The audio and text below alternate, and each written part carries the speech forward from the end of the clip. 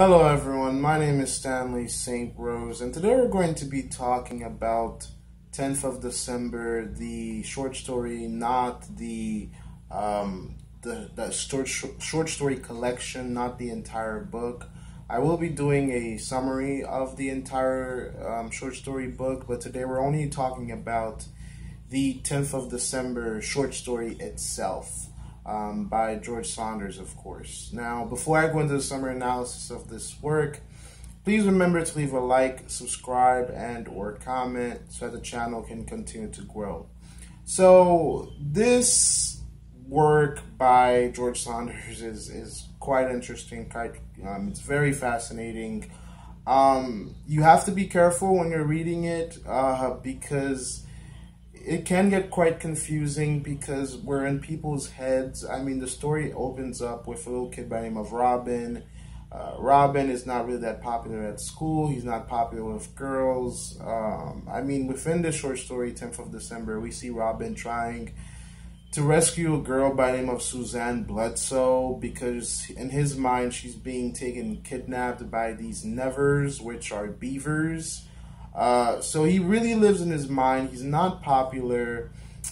He doesn't get along in school. And to anybody who's been in school, middle school, high school, elementary school, to anybody who didn't fit in, you know, you kind of understand what Robin went through or is going through.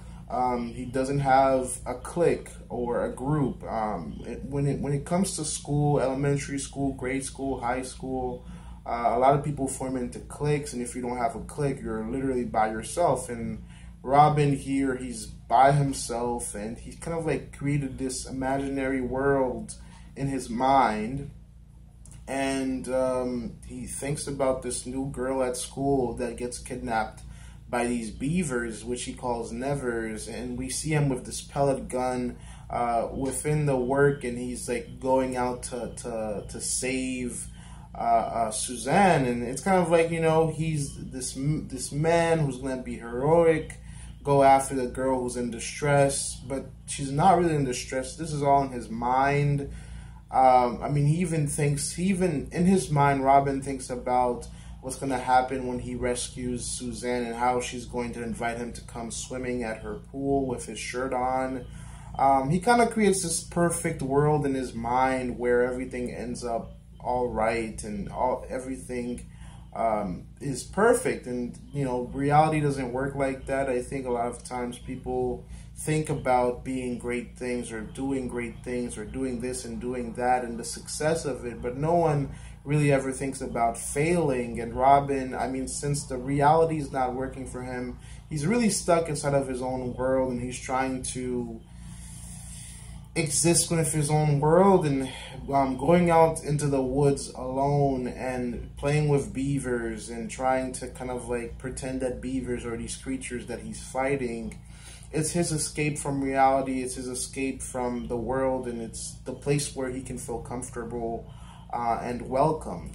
Now, the other thing that's happening within this work, we're within Robin's mind a lot, so that's one thing that can be, again, it can be quite confusing because you're jumping from, you know, memories and the past and reality and fantasy and memory, and it can be quite a lot to keep track of. I mean, you can't just, like, usually when you pick up a novel and it's linear, it's from, you know, point A to point B, and one thing follows another, you know, kind of like, you know, some of the novels that are really great for people to read. It's like, you know, something like, you know, Sam went to Alaska and then he did something in Alaska. I don't know, maybe he went on vacation in Alaska. You know, something like that is easy to follow, to listen to, you know, follow one thing from another. But George Saunders, he's not doing this here. He's really, I mean, we're in this kid's mind. We're in this kid's reality. We're listening to his life and getting a picture of his life and also his fantasy dream of chasing after these creatures called nevers. And we're really just thrown right into it. And you got to slow down when you're reading this to stay with it, because you can be like, man, I don't know what's going on here. What the heck is going on in this story? And there are times when I was reading this and I was like, what the heck is going on here? So yeah, so that, that's why kind of like I'm going to give you guys an overview summary, so that when you're reading it, you kind of already understand what's going on, so you can go deeper into the story itself and understanding it even further. So yeah, Robin, that's what he's doing. He's just a kid going through some issues in his life, and pretty much things are not easy for him. That's why he's in the woods. That's why he's playing with these beavers and creating these imaginary things, or this imaginary life in his mind. Now, another person that's very important within the short story 10th of December is Don Eber. Don Eber is a man who has a family, and he also has a brain tumor, and he knows that, his life with a brain tumor, the more the tumor grows, the more he begins to suffer, the more his personality, his life will deteriorate, and the more his wife and his family is going to have to, like, pretty much watch him become less of himself. So basically, in this short story, we kind of see him dealing with that, and kind of like, he comes to the conclusion that, maybe I should commit suicide so that I don't put my family through the pain of seeing me die and seeing me become less of myself with this brain tumor. Because, I mean, honestly, I think the worst form of cancer is something that, cancer that has to do with the brain area. Because, if you're fighting cancer in any other place in your body, at least you can talk to people. At least you can be you until the minute that you die. At least you can say goodbye to people and talk to people. And maybe they can comfort you, or you can comfort them. But when it's in your brain and it's attacking who you are, your personality, your memory, your attitudes, it can be a very, very difficult thing, because you pretty much, the people who love you kind of see your true self be deteriorated and be destroyed right in front of their eyes. So that's it's one of the most, dark and really nasty ways to die. So Don Eber here, we see him in this story. He's in the woods. He pretty much decides to commit suicide. He goes out in the woods in his pajamas and his coat. He leaves his coat behind, and Robin finds it. And their stories intertwine here. Robin's story and Don Eber's story, they intertwine, because Robin is in the woods hunting nevers and trying to save this girl, and Don Eber is in this woods trying to kill himself, that makes you think, because you're like, one kid is trying to escape reality and live in his fantasy world, and turns this winter place into this adventure, while this adult in his 50s is literally thinking about how he's going to end his life in the woods. Which, it really makes you think about reality, how a place can mean different things for people. For one person, the woods could be a place to have a good walk, to go on a good walk, to have an adventure. And to somebody else, it could be the woods where they decide to die. Which, oh my God, that's just so... That's a lot to take in, because, I mean, you might look at something like Disney World as a place of happiness and the best place on earth. And somebody else might look at it and see it as the last place they had dinner with a loved one before they died. And so the park might not be as joyful for them. So perspective, this short story made me think about perspective and reality, and how, depending on our experiences, we can see different places in different lights.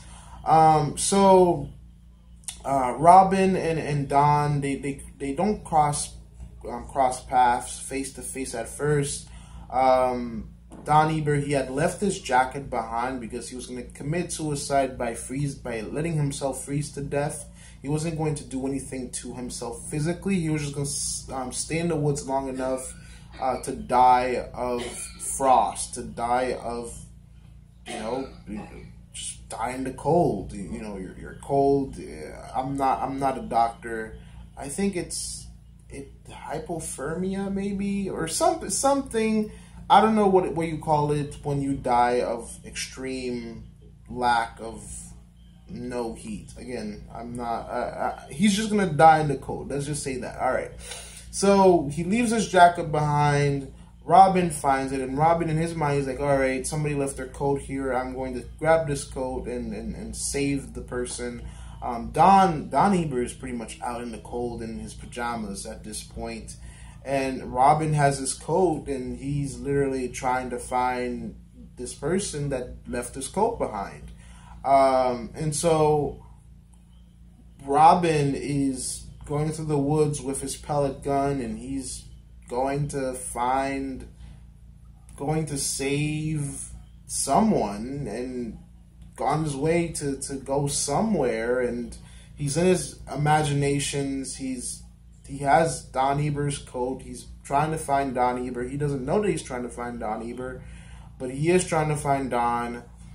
And pretty much he goes across this pond, and he falls into the pond. And he wouldn't have fallen into the pond if it wasn't for the coat, because now he's carrying a coat, he's carrying a pellet gun, he's going across a pond that's frozen over. But I mean, we've all seen the movies and the TV shows where somebody goes across a lake that's frozen over, and the ice breaks and people fall into the water. It's in every TV show. I mean, at this point, falling into the ice cracking and somebody falling into the ice, it's a cliche of modern television and writing and everything. Because as soon as I see a river that's frozen over and there's water underneath in anything, literature, movies, I'm like, all right, who's gonna break it and who's gonna fall in? Because you're gonna get that. It's just like, it's the same thing of like when sometimes when two characters meet in a book or a movie or in a series, automatically you're like, all right, these are gonna be a couple by the end of the series or the end of the season.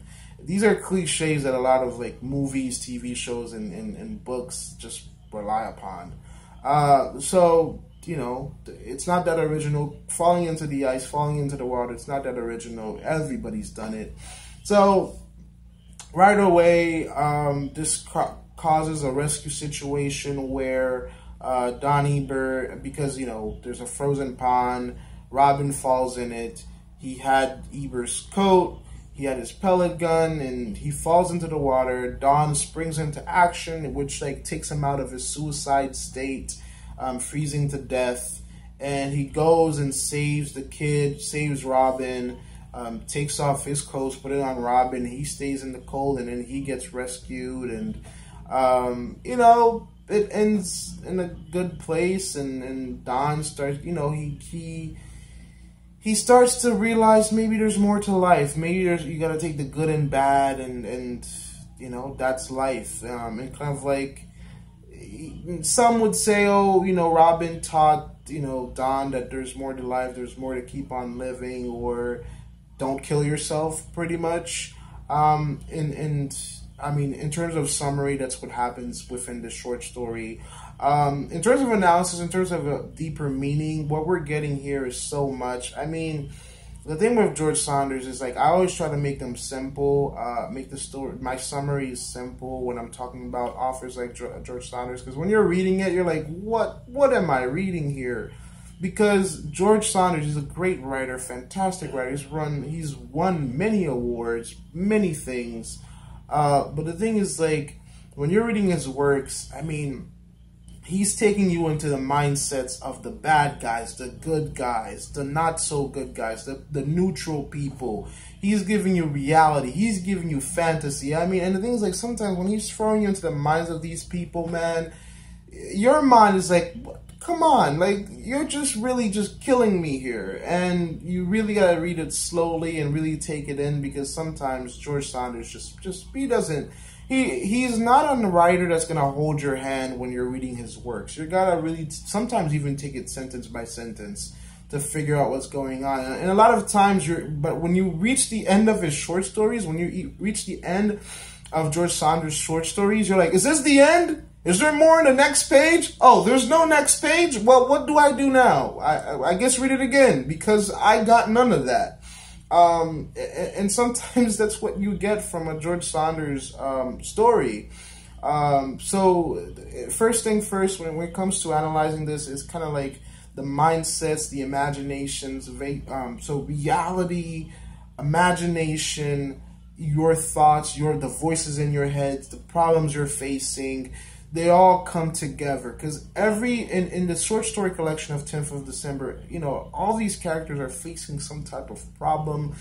Sometimes it's internal, sometimes it's in the mind, sometimes it's in reality, but they're all facing some type of problem that they have to overcome. And I mean, we in the real world, we as humans, we understand that, because we all have our problems to face, and we all are doing our best to face it, no matter what it is, no matter what you're going through. And it makes these, although these are characters on the page, it makes them, you know, more, you know, makes them human, just like us, because I mean, I would imagine our minds on a daily basis, the number of things you're thinking about, you know, the average human, I would say, like, you know, when you get rejected, when you're trying to decide what to eat, when you're trying to decide where to live, where you're trying, like, the amount of decisions and thoughts and voices and things that you think in a day, if somebody would put it on a page, I would think it would just be just ridiculous. Because I mean, when you think of everything. And there are thoughts that you have that go through your mind. You're trying to figure out what's the good thoughts and the bad thoughts and the stupid thoughts from, like, because, like, you know, sometimes you think of something and the first thing you think of is probably a stupid idea. But then you keep thinking about it and keep trying to, like, weigh the pros and cons until you refine it into something good. So that's what we do as human beings. We'll take a thought and we'll weigh the pros and cons and we'll analyze it until we get something good, and then we'll say it.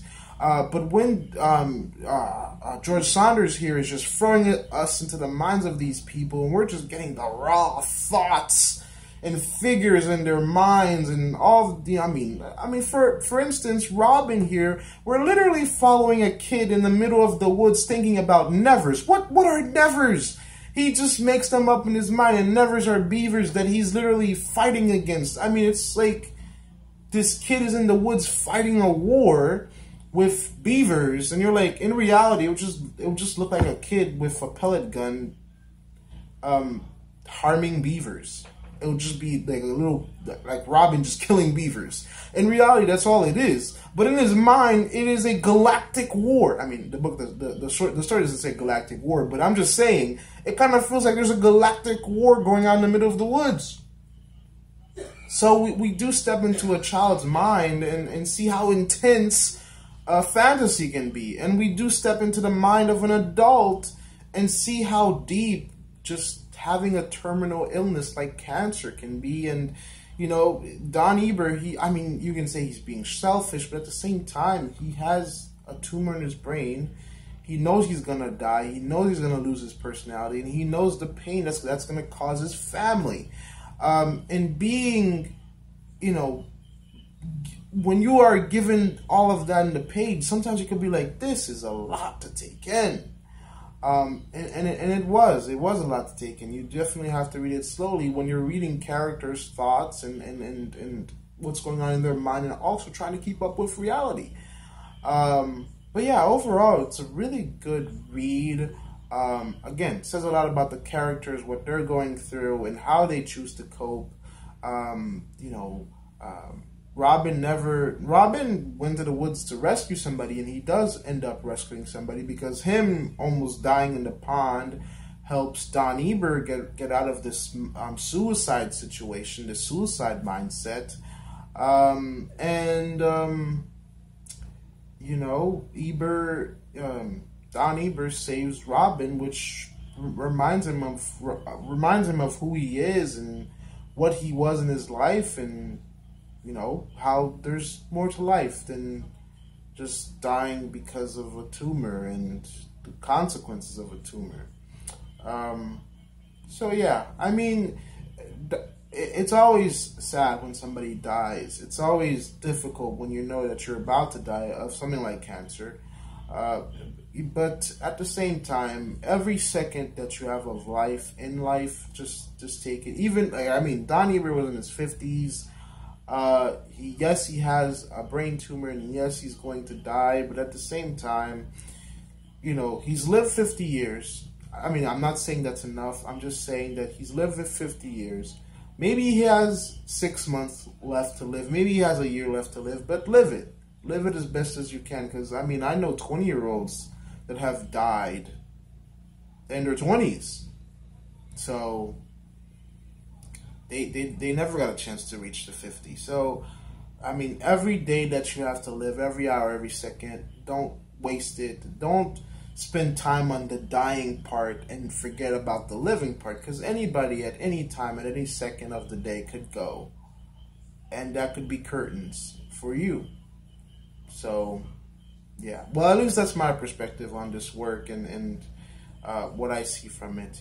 But yeah, that's 10th of December, the short story. That's a summary and analysis of, from my perspective of it.